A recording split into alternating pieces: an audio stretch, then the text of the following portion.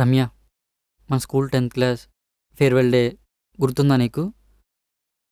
నువ్వు ఆ రోజు పింక్ డ్రెస్ వేసుకొని వచ్చావు. నీకు ఇంకా గుర్తుందా అది?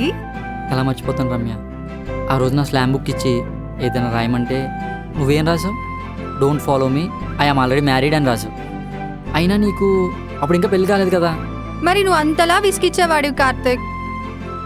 అయినా ఇన్నేళ్ల తర్వాత మనం ఇలా కలుస్తామని నేను ఎప్పుడూ అనుకోలేదు. జాతకం రమ్య. టీవీలో జ్యోతిష్కుడు చెప్పినట్టు నా జీవితంలో శ్రీసౌఖ్యం అంటే ఇదేనేమో. నువ్వు వేరేవాడు భార్య అయినా నువ్వు నా పక్కన ఇలా కనిపిస్తూ ఉంటే నా గుండెల్లో భవిష్యాలు పేలుతున్నాయి.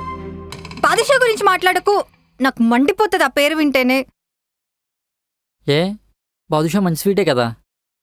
అయినా సరే నాకు ఇష్టం లేదు. సర్లే, నాకు నిద్ర వస్తుంది, నేను పడుకుంటా. ఆగు, ఎక్కడికి వెళ్తున్నావు? నా కోసం సోఫా రెడీగా ఉంది, పడుకుందామని.